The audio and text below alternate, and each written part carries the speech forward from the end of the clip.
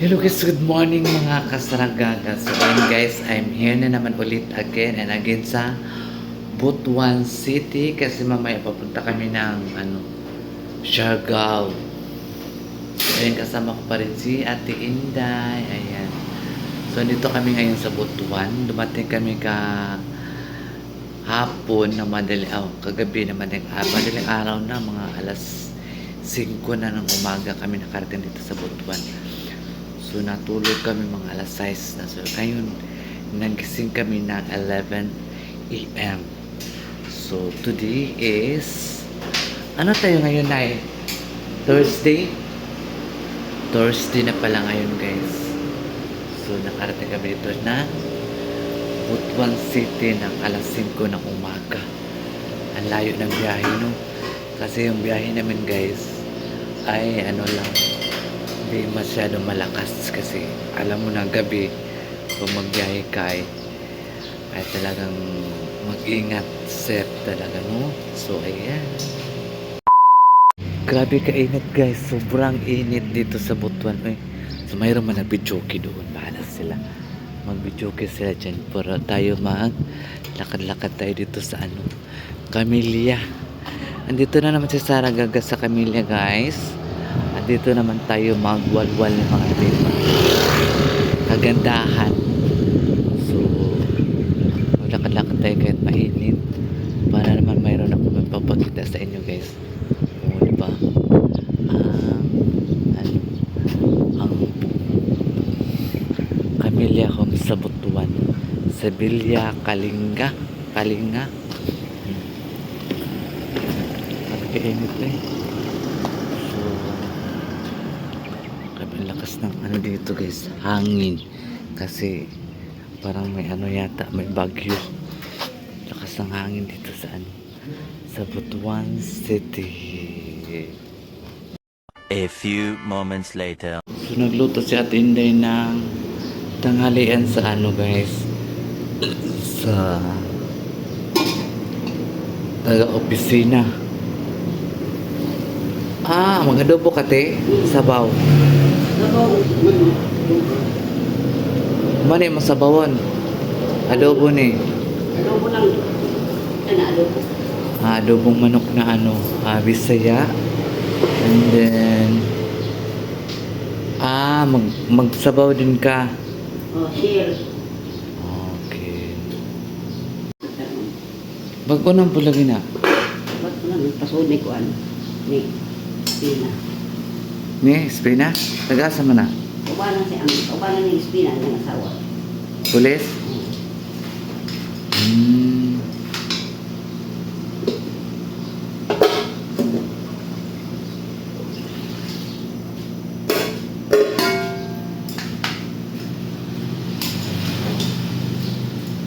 Yung pa mo naluto yung humba.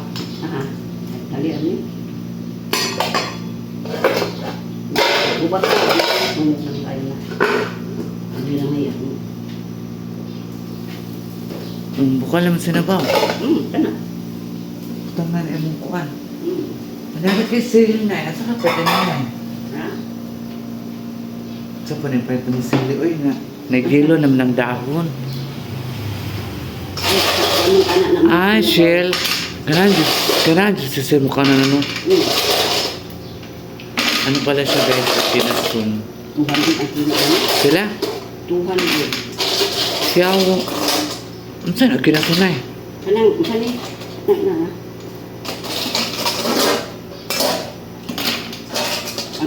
Ang dago-dagoan ni mo na 200. Pila ka buk 200. Oh, dito sila ka. Lagi ang balik ko saan? Nahanap ko siya ito. Kung sa nag-ganit mo niya.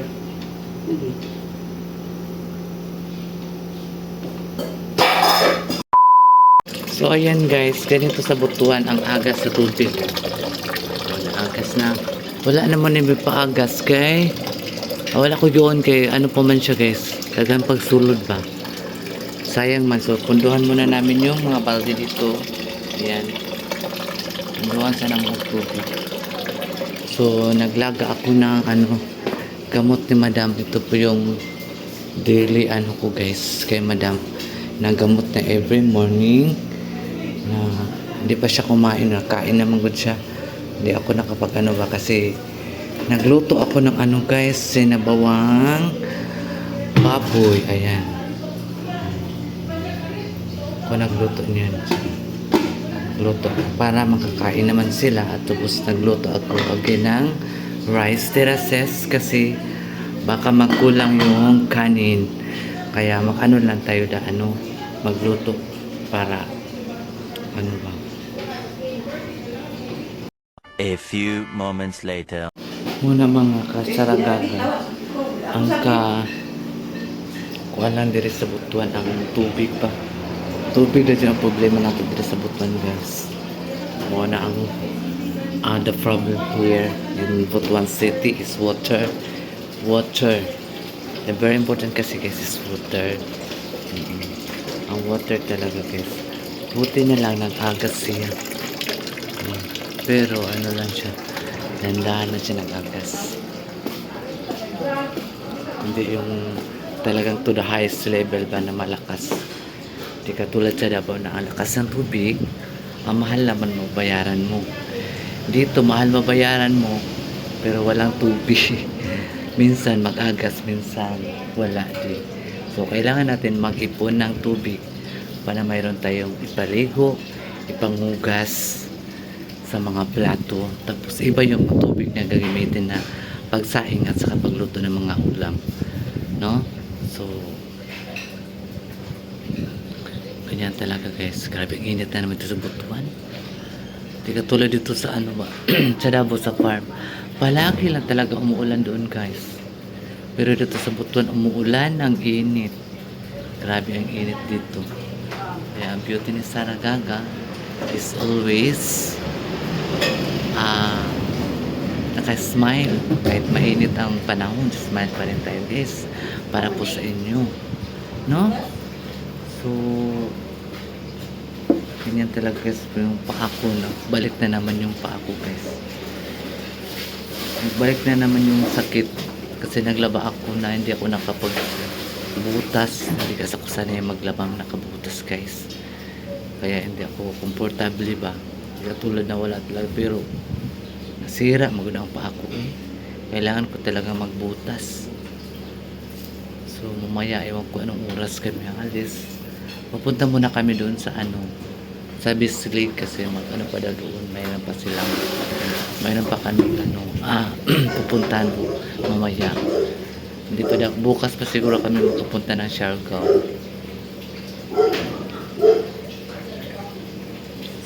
So abangan yung mga kabanata ni Sarah doon na sa mag-Siargao for how many years na hindi na ako nakabalik ng Siargao. Parang bukas pa po magbalik kami sa Siargao. And magpunta kami doon sa magpupungko. And then sa Sugba Lagoon, magpunta daw si Madam doon. Kasi na-miss ni Madam doon sa Sugba Lagoon. Kasi ang gusto ni Madam doon guys, yung mga seafoods, mga fresh kayo ba. Maganda daw yung mga seafoods fresh. So pagpunta namin ng Siargao ay magpunta na naman kami ng Maynila. Magpa-Maynila naman ang beauty ni Saragaga. Kahit walang kasi ako man ang masama ni Madam dahil si Jing ay buntis. Mahirapan siguro siya. O naawa si Madam kay Jing na magbiyahe-biyahe. Medyo malaki na po ang tiyan ni Jing. Siyempre nagbuntis man siya. So ako masama na naman. Pero 3 days lang daw kami doon sa Maynila. Mag-uwi man kami agad kasi may mga pinabagawa man sa Madam na bahay doon sa farm. Kaya mag-uwi talaga si Madam. Mag-attend lang siya Madam ng birthday party yata. Mag-attend lang sila guys. Diba mag-attend lang Maynila pa.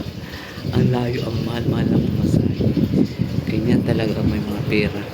Pero tayo, kahit sa tago mo, mabini lang, di nga magpunta rin, walang pumasahe, no?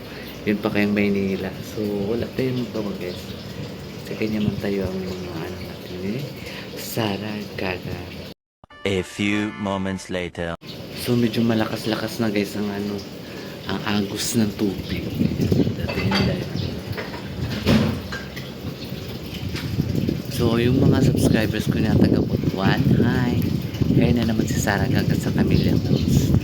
Andito naman si Sara Gaga, ang baklang walang pahinga sa pagtatrabaho para sa future, para sa kinabukasan, para mayroon din tayong pera na mayroon tayong ibibili na gusto natin bilhin sa buhay. Di ba?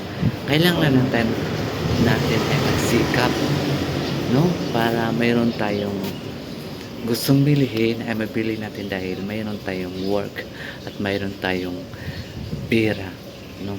Ganun lang yun. So kayong mga subscribers si Sara, kung di mo ganahan, kung di nyo gusto yung pagbablog ko, skip nyo lang. Kung gusto nyo masubaybayan ang buhay ko, kung bakit napunta o napadpad ako dito kay Madam Tucci, mga dapas na ko mga view, mga video ko ay doon ko sinasabi sa inyo. Nagpunta po ako sa taong tuturing kang hindi ibang tao. Tuturing ka nilang parang pamilya. Normal lang yan. Marami tayong ginagawa kasi sinasahuran man tayo ng maayos. Hindi naman tayo hindi sinasahuran, diba? So sinasahuran man tayo, so susiklian natin ng maganda na pagsaservisyo sa kanila, guys. So for how many years ako kay Madam? Almost 10 years na. Alam ko na yung pag-uugali nila, alam ko na yung mga gusto nila ni Madam tsaka ni Sir. Alam ko na kasi matagal na ako, hindi lang ako bago dito, guys.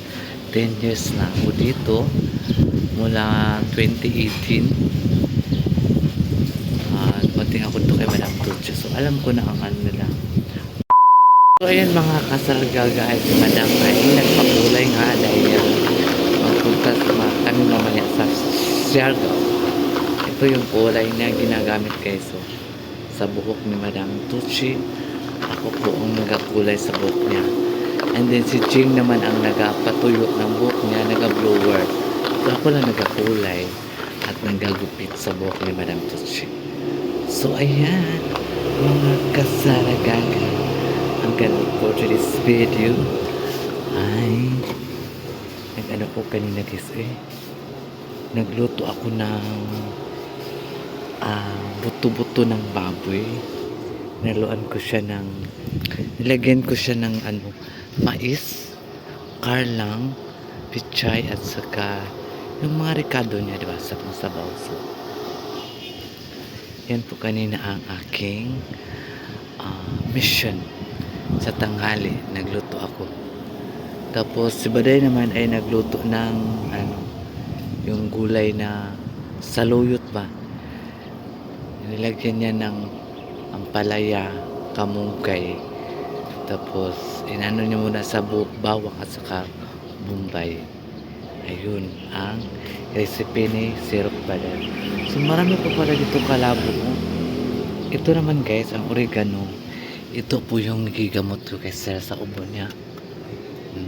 Iano ko to siya, guys. Ano ko po siya sa kalayo hanggang lambot siya at saka magkaroon din siya ng katas.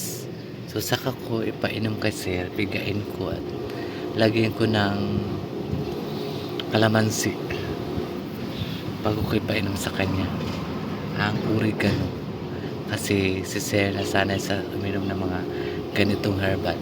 Pero si Madam Tucci ay allergy talaga siya, bawal talaga sa kanya ang mga ganyan. Allergy si Sir Madam Tucci. A few moments later.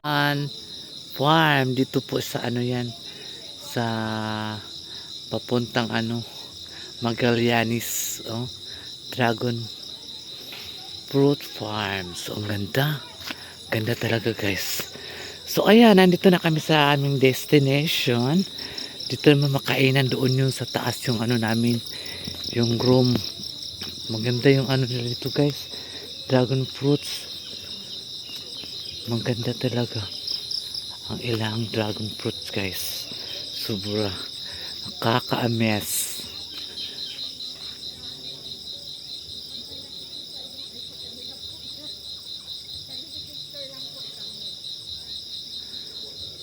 Tingnan dapat diri o dai bulak.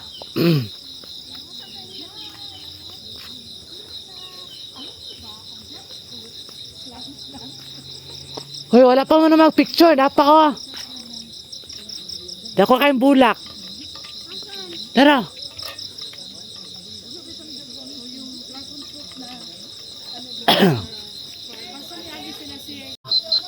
Ayun guys, ang aming parang hotel siya.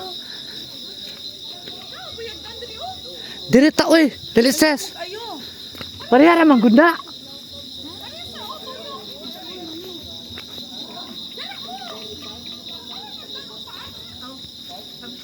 So ayun guys, packet na po tayo sa taas. So ayun mga kasaragaga, thank you so much.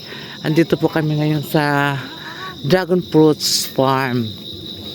Oh, ayan. Packet na tayo guys. So ayan, mga kasaragaga, maraming salamat po sa inyong lahat, sa inyong pagsubaybay sa aking mga vlog. So ayan, bye bye and I love you so much.